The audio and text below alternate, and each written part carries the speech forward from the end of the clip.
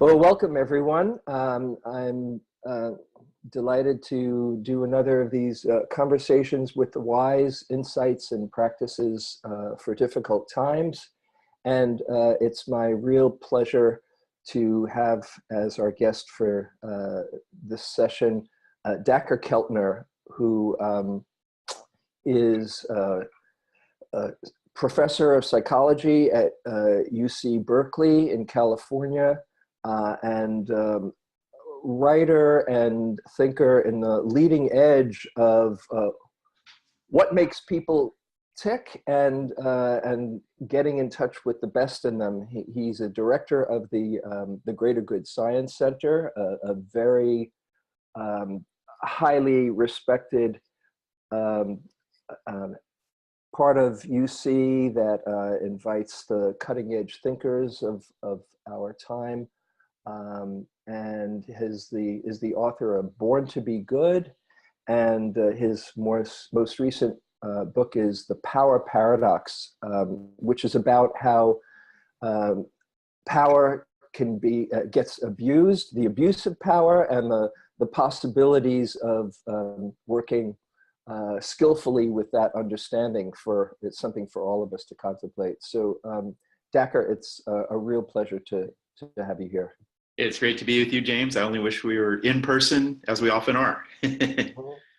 Yes, and Dacher has been a guest of the Awakening Joy course, and somebody who fortunately doesn't live far from me, so we get to see each other from time to time.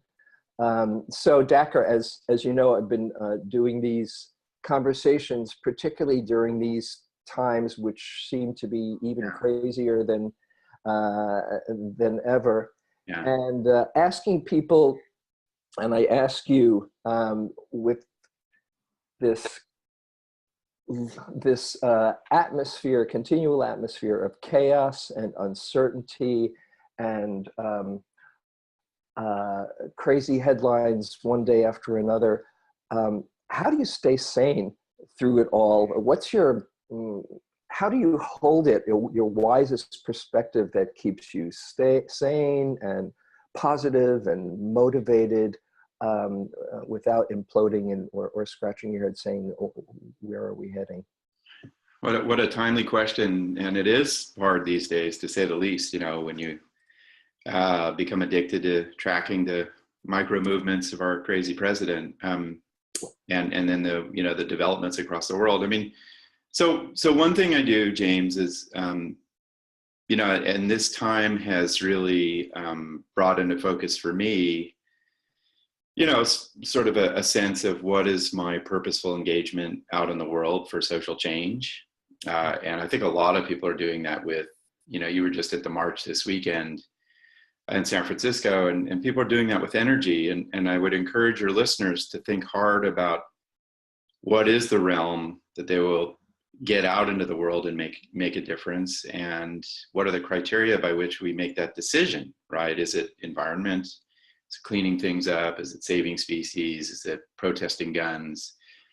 For me, in reading the scientific literature, and this is really true in my family lineage, it's about inequality, and it's about directing my energies and resources to pockets of society that didn't have the breaks I had, because of the color of their skin or the neighborhood they grew up in. And so, I volunteer in prisons and work hard to sort of on the problem of mass incarceration. So I think the first thing is, like, use this as a moment, figure out your criteria in a rational way through which you decide, this is where I want to make a difference, right? Alongside signing, the emails that we get and directing resources, but pick one area. The other one that really is striking to me, James, is, and I could also say, like, these kind of conversations give me hope, with people like you, and thank you for hosting this.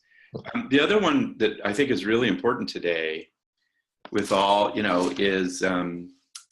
is really rational discourse, right? Is really treat facts really seriously, treat criticism really seriously. And when you hear about all the gifts flowing into the ACLU and Southern Poverty Law Center and all these places that are really interested in kind of promoting rational inquiry, that really matters today, and I do believe reason will prevail. Steve Pinker, who's become kind of an optimist in this world, and he's, has a new book out about, like, in the age of enlightenment, we started to really develop the idea of common humanity, and which people would say goes deeper in our religious, spiritual traditions. The idea of facts, the idea of improvement, the idea of progress. And so I think we have to kind of contextualize the present moment in this broader course of history. And I'm really encouraged by the activism and the developments of today. Mm-hmm. I agree with you too. There's so many positive, inspiring things happening, and like you said, this march this last weekend with the Parkland students leading in DC, I was just so inspired. Like, yeah. Wow, there's something happening here. I keep on remembering. You probably, I don't know if you're old enough. You're not old enough to remember. There was this song, "For What It's Worth" by the Buffalo Springfield. It said, "Something happened in here." What of course. Exactly. Do you remember that one? Yeah. So it feels like there's something happening. So let me ask you, still, there's probably times, I would imagine, if you're like me or most people, that you get activated in saying, "Oh my goodness, I can't believe this," or something happens that really triggers some rage or frustration, or when that happens, what practices or what tools do you personally use to somehow stay connected and centered and hold it without spinning your wheels into the agitation and frustration, so that it carries on for a while? What practices maybe that you use, or that you might share with others that you find helpful?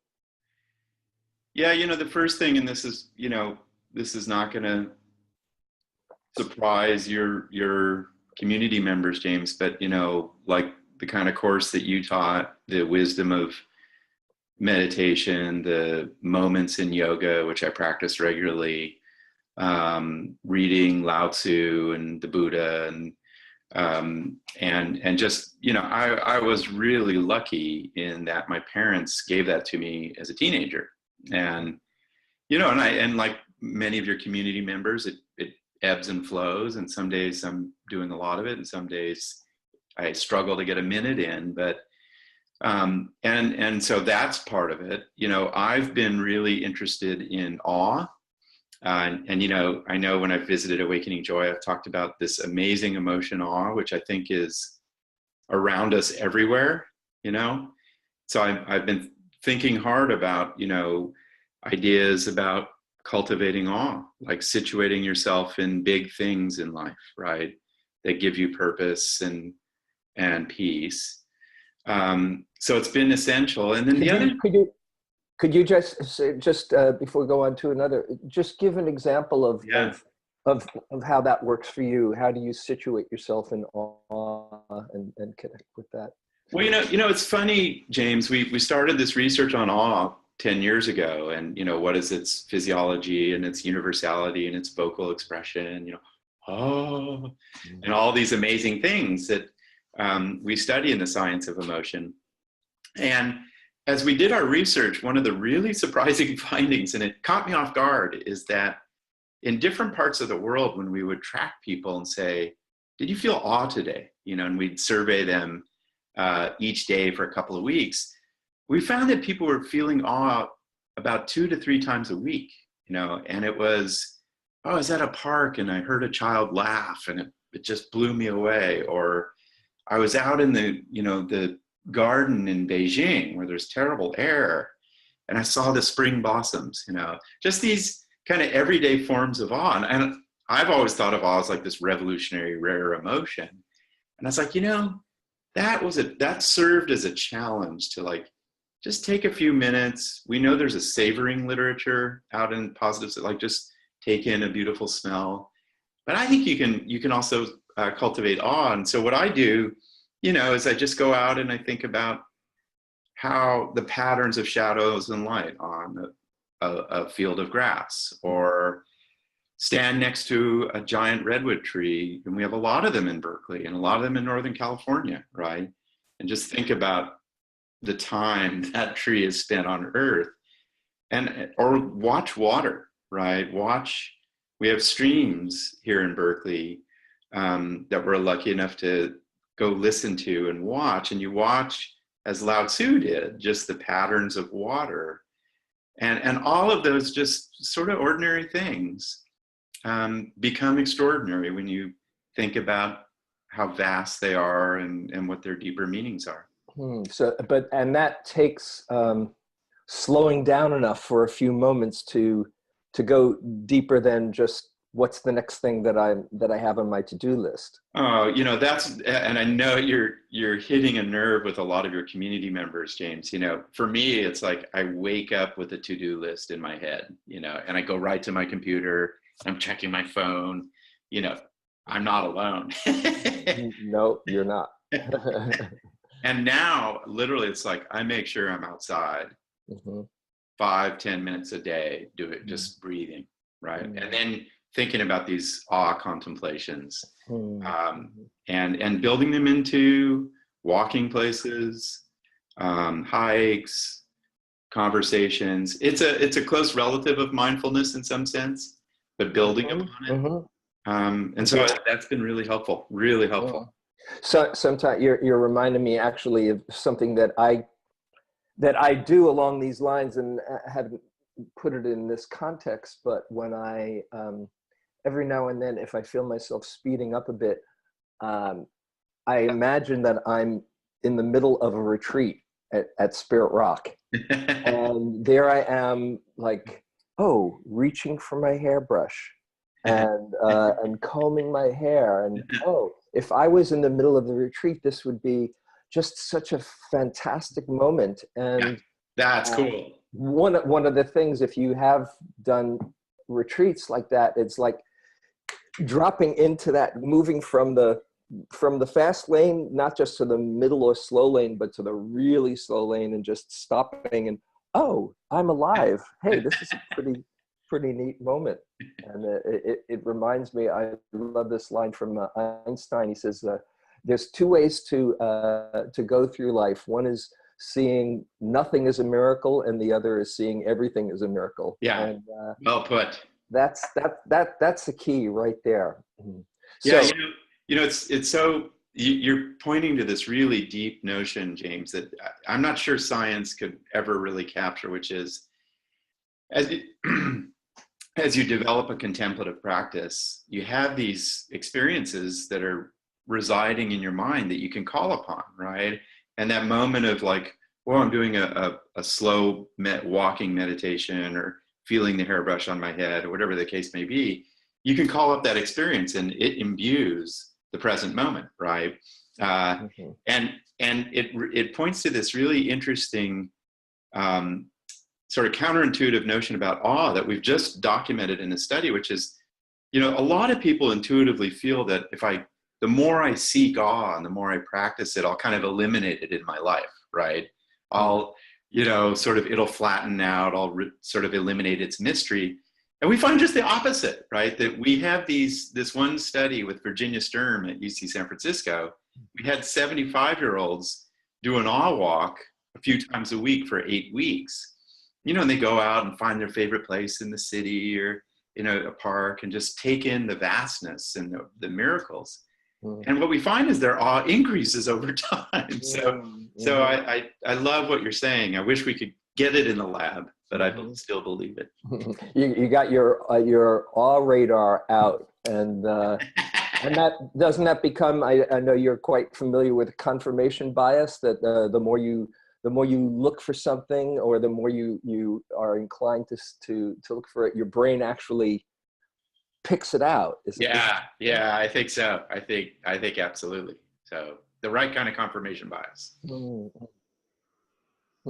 So you were saying, okay, so awe was one practice, and Yeah. you were about to say another one. Well, I think the other, and this is right at the core of mindfulness, non-judgmental awareness of thoughts and feelings. And over in the scientific literature, which complements that wisdom, what we're learning, and this has been a hard one for me to really grasp and really integrate, which is, negative emotions have their purposes, right? Fear has a purpose. Sadness has I think, a sublime purpose of reconnecting us with people we love. Anxiety has a purpose, disgust has a purpose, and anger has a purpose, right? It really is about protest and ameliorating injustice. Humans have a lot of studies show, it's now about 27 different studies in many different countries in the world. We prefer near equality, right? We kind of want things to be fairly similar for the people in our tribe or our community or our nation. And when we see people like Trump, who's basically just shifting yet again resources to the 1% and his buddies in the most unethical fashion, we are enraged. And that's an old sentiment, right? That's an old emotion in our evolutionary history. And what the wisdom is telling us is just to say, it's okay. It is okay to still be angry about this, because there's purpose behind it. It animates action, like your protest this weekend. And what we know neuroscientifically is, if I just say, I'm angry, it's okay, this will lead to a course of action. The very specific parts of your prefrontal cortex communicate with the amygdala and other regions of your older brain and calm it down, right? So you end up in this state of righteous anger or justified anger. So, I know there are debates in the contemplative circles about anger, and clearly we don't want to fall into resentment, but in the present moment, it's okay. Mm-hmm. So you're saying that knowing that you're angry is an important part of just having it activated and being swept up by it. You have to know consciously, oh, I'm really angry now, and that gives you more possibility to not act from that that hateful place. Yeah, no, absolutely. And, when I've been around His Holiness, the Dalai Lama, and we ask him about compassion, should we always feel it? Should we feel it towards every person, every moment? It's like, well, there's smart compassion, right? There's reasoned compassion. And the same is true of all the emotion. There is reasoned fear, I've had a lot of anxiety in my life when it was unreasonable, panic attacks, and you track your heart and you think you're dying, and then it subsides, and then eventually reason kind of balances out those passionate responses. And the same is true today for our feelings of anger and rage, is to place it in context, let it animate inquiry and thought and action, and I think we'll arrive at a better place. So this is really an interesting point for me, and I want to get your take on it. So the anger gets activated, and there's it affects your whole system, physically, physiologically, as well as mentally and emotionally. And you might know, oh, I'm really ticked off right now. Yeah. And it seems like there's a choice here. Sometimes I can know I'm ticked off and still get swept up by it. How to go from that knowing, somewhere your prefrontal cortex is tracking it, but you get swept up. How you go from there to underneath, that place of deep caring that's Yeah. the source of that anger, instead of going for the next 4 hours on a rant about our crazy world. Well, for me, and it's interesting. There is this notion in the moral psychology literature that some of your community members probably have heard about and tracked a bit, which is we have all these moral reactions like today of rage and disgust with, Trump's unethical behavior and the like, but underlying perhaps the core, foundation to our moral reactions is harm, is the sense that, unfair actions, why we deem them unfair is because it harms individuals. And disgusting, repulsive actions at the workplace that led to the Me Too movement, at their core is harming a young woman who's trying to rise and being sexually harassed, or, pay inequities in the United States. Ultimately, the reason we feel enraged is there's somebody is being harmed by unfair pay, the 1 in 5 children who are in poverty.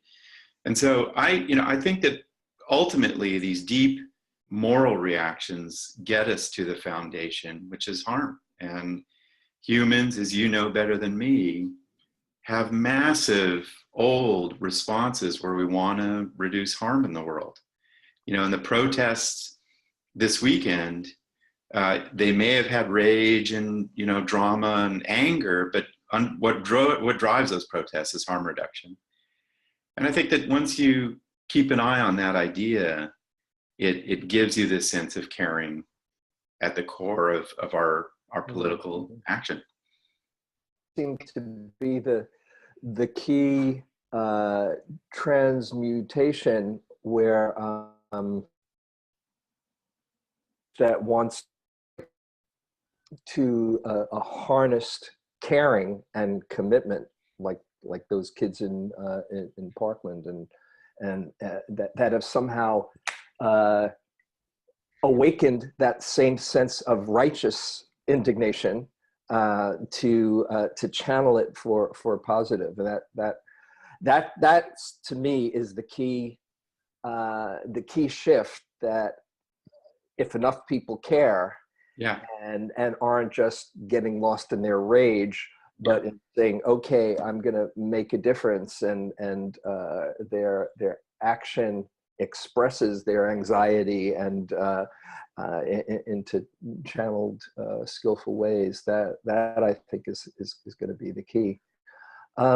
So let me ask you. So your book, The Power Paradox and Abuse of Power. Yeah. Anything you can say that might be relevant to what we're going through that you can share in a few minutes? Yeah, so it's been a really interesting journey, James. So and it aligns with the political moment. And I didn't really want to write a book about politics, but I've been studying power for 25 years alongside compassion and awe and love. Those are my two areas of scientific study. And, it's interesting, like you, I am a child of the 60s and was struck by the enormous social change that's brought about by,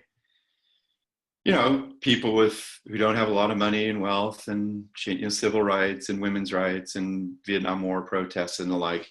And so the first part of the book is really about how we need to rethink what power is. And it really is about advancing the greater good, right? And lifting up people in a social network. And that thesis, a lot of people believe, but when I published the book, I published it in May, and Trump announces his presidential candidacy in June. And everybody's like, what's this crazy Berkeley guy writing about? That power is about lifting up people. And here's this guy who's tearing things apart to rise in power. Although I think that there are nuanced questions to ask there. And then the next part of the book is about how once you have power and you're privileged and you have a lot of wealth and you're from a privileged part of society, you just abuse power to gratify your own desires. And then once the truth about Trump came out, I got a lot of calls from, my book was everywhere, right? People were like, see, this guy predicted it. But more importantly, at the end of the book, what I write about is how much this costs us, And, I grew up around very poor rural people who probably voted for Trump. And we now know that they're living lives empirically that are shorter than their parents, right? Poor, white, rural people. They're really good, kind human beings, but they're being screwed over by Wall Street and Washington, D.C. and Trump. And that's kind of the arc of the book. And it's so timely we're talking today, James, because one of the things that I really push in the book is, and I think a lot of people thinking about contemporary 21st century culture are saying this, which is power, more so than in a large swath of human history, is in our own hands, and it really is in protests and in what you write and in what you do out in the world. We don't have strong institutions like we used to have, where a church would tell us what to believe, or the medical doctor would insist on how we get cured, or whatever it is. Power is much more distributed today. And that's the challenge for us, is to find it, feel it, and then go do something about it, vis-a-vis the rise in authoritarianism, which you see in different parts of the world. So it's been really, I take a more optimistic view of power. And I took a beating early in Trump's rise, but I think there are a lot of interesting signs for optimism. So you're saying that the abuse of power can lead to a kind of wake up that brings the opposite action. Yeah. Got it. That's a really neat, it's almost like a dialectic. And I wish I had made that argument more explicit, James. That's a really interesting idea, that we as communities and, democracies respond to the abuses of power with force. And it doesn't matter how much money we have or if the police are on our side, we will respond. And that produces social change. If you read the history of the student protests, inspired by civil rights, beginning in many ways here at Berkeley, and how they spread to the Vietnam War protests. And as the facts came out about the Vietnam War, that's a kind of a canonical example. And I think we're in another moment today. So, and in fact, I sometimes think of Trump as a kind of, this might seem a bit blasphemous, but a kind of bodhisattva, an unwitting bodhisattva that through his own persona has woken up the status quo and catalyzed a response that might not have happened if the status quo had continued. I know for me, for instance, I'm more patriotic than I've been since John F. Kennedy. And just saying, okay, enough. It feels like I'm part of a zeitgeist that's happening, that so many are feeling, that there's a wake-up call to the power abuse. And I have to just on that theme, James, and it's so great to hear your own reflections. Out of the book, The Power Paradox, I was approached to write about sexual harassment when the Me Too movement happened. And Me Too is a catalyzed, galvanized movement in response to Trump and then all the routine abuses that 50 to 80% of American women face at work. And that got me into all these conversations, on panels at Davos and elsewhere, where I was the only man talking about the science of the abuse of power around women who are part of this movement. And that is a game-changing movement that has been inspired by Donald Trump. So, we can be grateful for them. One thing that that I have been reflecting on. I forget where I first read this idea, but within the United States, our history is one of justice and reaction to oppression, and so it's in our DNA that says, no, this isn't fair, in a different way than, say, a lot of the European countries, or countries where dictators and kings and feudal system, it's so much a part of their DNA that there's this more of this sense of, oh, what can we do?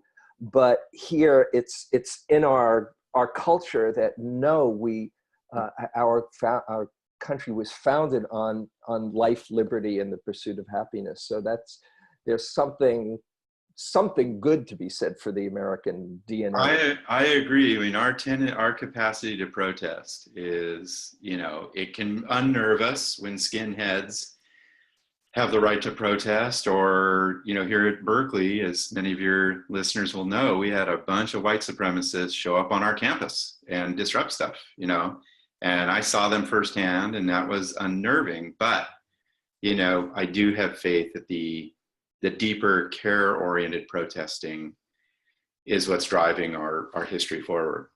Mm-hmm. Great. Well, let me ask you something I've been asking people who come in this series.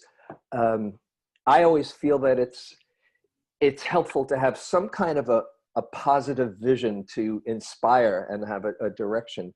So I'm curious, Dacher, what would be your most inspired or positive vision of where we're headed, even given, besides beyond this presidency? We're talking about climate change and all kinds of ways that humanity could be headed on a self-destructive trajectory. Yeah. But it could be headed, in other ways. And just, would you share how you hold in your better moments where we're heading? Well, I'd really cite two big trends, James, and the first is, and I wish I write a bit about this in The Power Paradox, which is women are rising to positions of power in unprecedented fashion, more so than in the last 15,000 years. Mm. And when you just look at their presence in medicine and law and education and universities and politics, and we, the United States, are a little bit trailing in terms of this. But I think this is a reason for serious optimism. And the second thing is, you and I, you longer than me, but, we've been talking about alternative ways of being, a little bit less materialistic, a little bit more local, a little bit more compassionate. And the new generation, the students I teach at Berkeley, they are less materialistic than the past generation. They will use fewer carbon resources. They are not as bought into owning homes or cars. They are more willing to do alternative things, So I am awestruck at that next generation and what they're up to. And they are taking in, like, these conversations that we've all been having. You've been one of our leaders about compassion-oriented, economies or social institutions. They care about it. So that gives me hope. And I, sorry to go on, but, No, please. The third thing that's really interesting to me, is, you've been at this for some time and talking about compassion and joy and mindfulness and contemplative ways of being in the world. And, at the Greater Good Science Center, I've been lucky enough to follow our writers and how they're seeing your ideas spread to our culture. And it's happening in prisons. It's going to happen in a big way in the next 15 years in healthcare. It's going to be probably the central change in American healthcare. Vivek Murthy, our former Surgeon General, calls me up out of the blue and he's like, the central health problem in the United States is loneliness and disconnect. And that's what we have to fix. Not, not necessarily dietary practices or genetic propensities, but social connectedness. So I feel like the fight has just begun, and there's a lot of reason for hope. Mm-hmm.